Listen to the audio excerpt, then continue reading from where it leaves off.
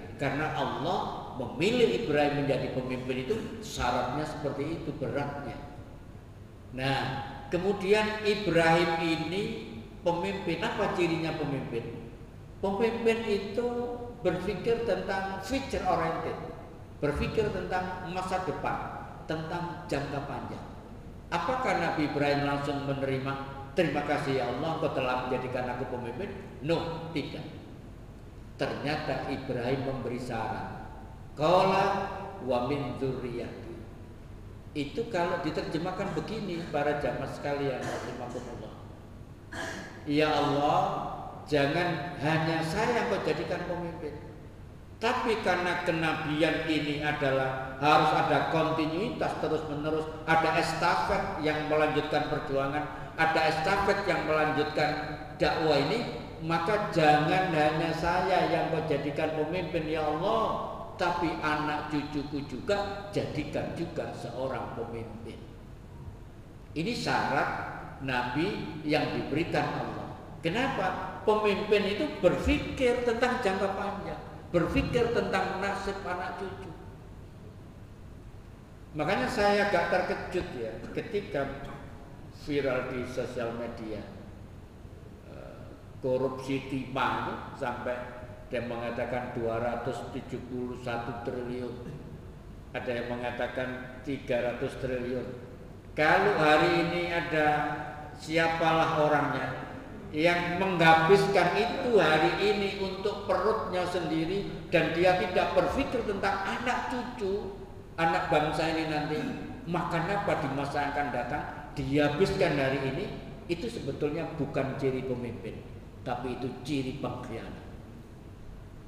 Kalau pemimpin berpikir jangka panjang, Nabiullah Ibrahim pemimpin. Makanya Allah mengangkat dia menjadi pemimpin. Kemudian Allah mengiyakan ternyata syarat itu. Qala, Allah berfirman, la yanalu ahdziz zalimin. Itu kalau diterjemahkan sebelumnya ketika ya Allah jangan kau jadikan aku saja tapi anak cucuku, Allah mengatakan iya Ibrahim, kecuali anak cucumu yang zalim, maka janjiku ini tidak berlaku kepada mereka. Akhirnya terjadilah dalam fakta sejarah para jamaah sekalian. Jadi ayat ini bisa ditafsiri dengan fakta sejarah. Dialog antara Allah dan Ibrahim berkaitan dengan pemimpin dan masa depan kepemimpinan itu ternyata berlanjut. Ibrahim dari kanan lahir Ishak Nabi, lahir Yakub Nabi. Yakub punya anak 12. Ada Nabi juga di situ, Nabi Yusuf. Turun temurun sampai Nabi Musa, Nabi Isa. Berhasil anak keturunannya menjadi pemimpin umat di setiap masa sampai Nabi Musa. Dari jalur Hajar juga ada Nabi Ismail, Nabi Rasul sampai Nabi Muhammad adalah keturunan Ibrahim. Jadi fakta sejarah dalam Qisasul Anbiya ini adalah hasil kepemimpinan Nabiullah Ibrahim yang diangkat oleh Allah dengan syarat-syarat yang begitu berat dan Ibrahim menyelesaikan ujian itu. Jadi ini menjadi gambaran, kita bisa memotret pemimpin ini sulit berhasil. Ini wah bisa.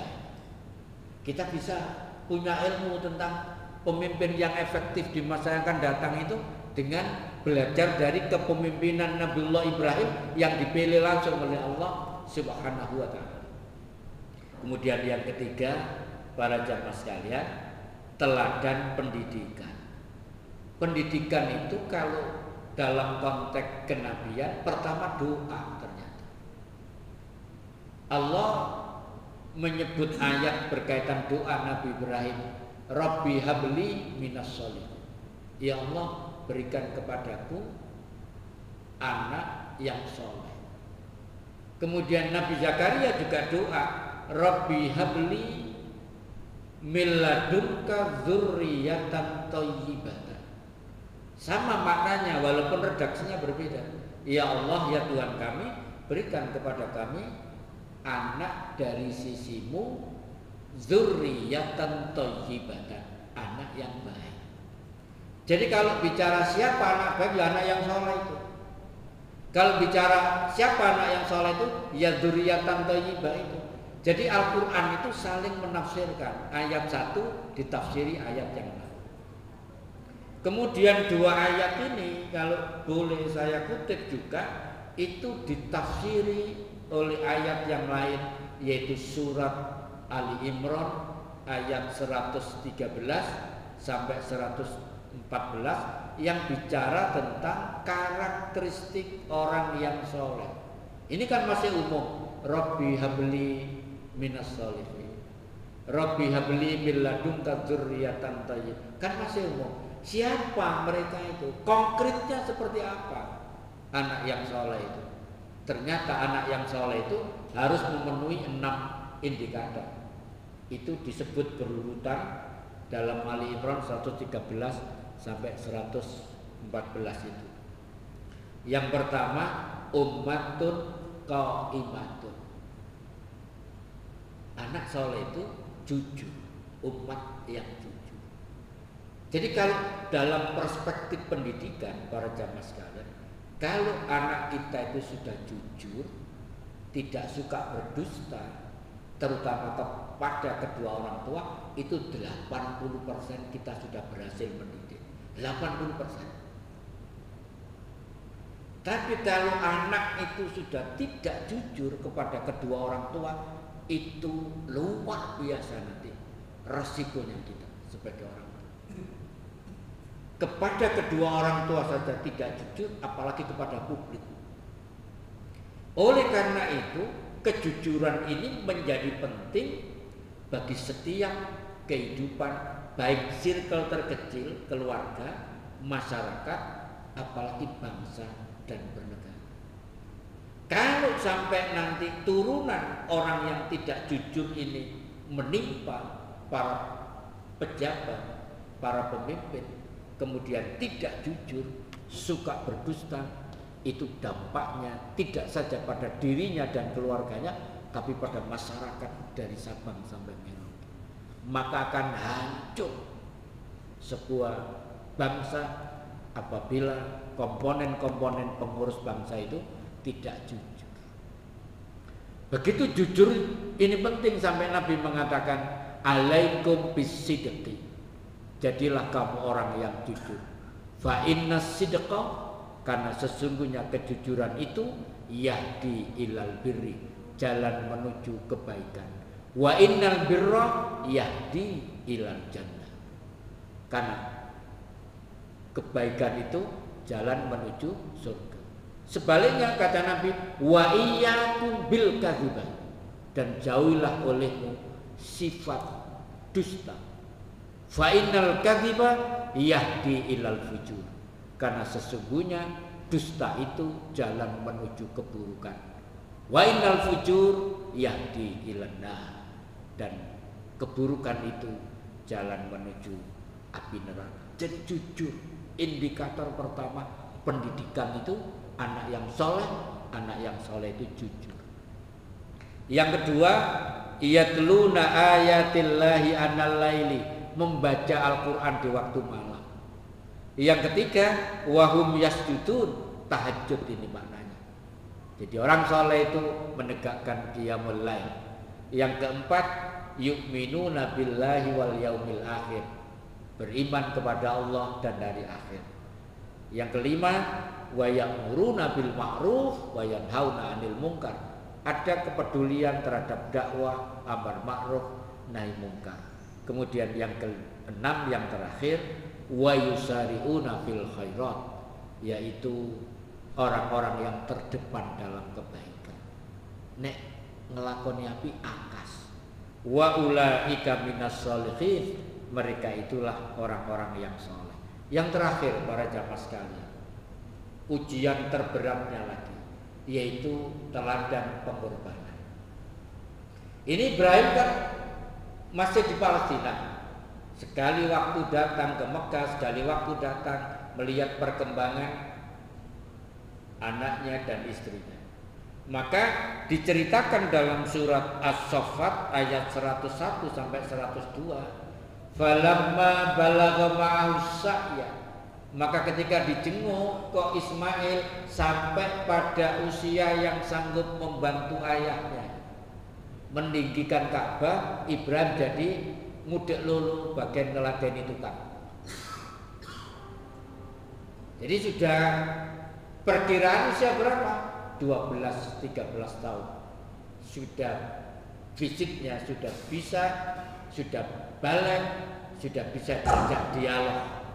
Maka Ibrahim mengatakan, qala ya bunayya, wahai anakku tersayang, ini sesungguhnya aku ara melihat fil manami dalam tidurku. Maksudnya mimpi. Ani sesungguhnya aku azbahuka, disuruh Allah menyembelih kamu. Lihat Pak ayat berikutnya. Jadi ketika dia menyampaikan, wahai anakku tersayang, sesungguhnya aku mendapat wahyu melalui mimpi, aku diperintahkan Allah untuk menyembelih kamu. Kenapa nggak langsung disembelih saja? Sudah perintah Allah. Ini ada proses edukasi, ada proses mendidik secara biologis. Fanzur mazata, bagaimana menurut pendapat anak usia itu sudah bisa Pak dipakai pendapat. Kamu kalau pengen sepatu merek apa sih? Kamu pengen motor itu motor yang apa? Kamu ingin baju yang apa? Itu dikomunikasikan sehingga anak merasa dihargai. Maka jawabannya cukup mengejutkan para jamaah sekalian. Ini melalui proses pendidikan yang kontinu tadi. Qala Ismail menjawab, ya abati, wahai ayahku, if'al ma tu'mar, laksanakan apa yang diperintahkan Allah kepada.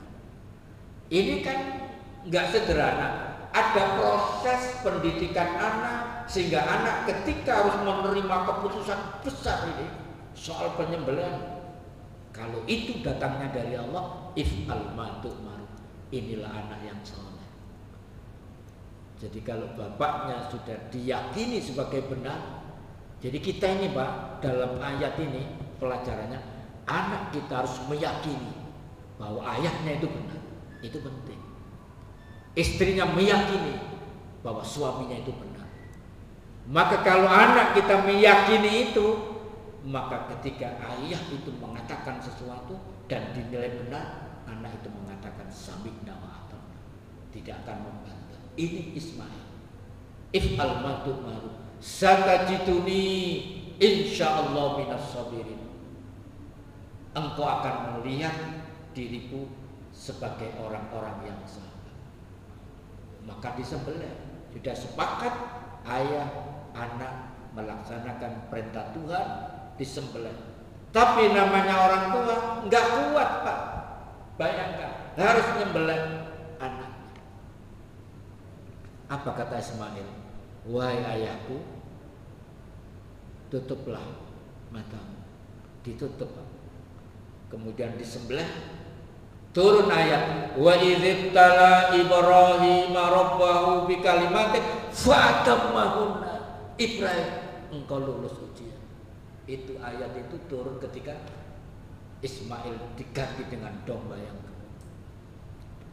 Kisah ini adalah berkaitan dengan syariat Nabi Ibrahim yang patut kita teladani sampai hari ini. Jadi bahannya khutbah Idul Adha meneh kita ceramah lagi ceritanya. Yang terakhir para jamaah sekalian, hari ini karena kita tidak mengikuti hidup pada zaman Nabi Ibrahim, kita copy paste. Gimana caranya? Kita hari ini harus membangun Ismail baru. Anak-anak muda ini harus kita cetak di sebuah mesin namanya kaderisasi agar mereka menjadi Ismail baru, anak-anak soleh yang baru. Allah mengatakan di dalam surat Ar-Rum surat 30 ayat 54. Siapa Ismail baru itu? Allahul ladzi khalaqakum min dhafin Allah menjadikan kamu pertama-tama itu dhafin, lemah. Wa ja'ala summa ja'ala min ba'di dhafin quwwatan ini. Kemudian setelah menjadikan kamu lemah itu, Allah menjadikan kamu kuat. Lah kuat ini maknanya remaja, pemuda. Enggak ada mufassir yang berbeda pendapat. Kata kuatan ini maknanya pemuda. Kenapa anak muda disebut kuatan? Karena perubahan peradaban, prestasi sebuah keumatan itu tidak bisa dicapai kecuali anak-anak muda. Kemudian summa ja'ala min ba'di quwwatin dhafan wa saibatan. Kemudian kami menjadikan kamu setelah kuat itu atau remaja itu dhafan, lemah kembali, wa saibatan, dan berubah. Artinya ayat ini para jamaah sekalian, kekuatan itu, bangunan prestasi itu lebih banyak dilakukan anak-anak muda. Makanya Nabi mengatakan nasarani as-sabab. Aku ini ditolong oleh anak-anak muda. Saya buktikan bahwa 20 orang yang masuk Islam pertama yang usianya di bawah 17 tahun 18 orang. Yang di atas 17 tahun hanya 2 orang. Abu Bakar 43, Khadijah 40. Kalau ditambah 1 pamannya Hamzah menyusul usia 47. Jadi Nasrani as-sabab, saya ditolong oleh anak-anak muda itu, bahwa perubahan peradaban itu selalu dilakukan Ismail baru di abad ini. Itu anak kita. Kita perhatikan anak kita, bagaimana dia bisa membangun peradaban kembali. Demikian para jamaah sekalian, mohon maaf apabila ada kesalahan. Akhirul kalam, billahi taufiq wal hidayah. Wassalamualaikum warahmatullahi wabarakatuh.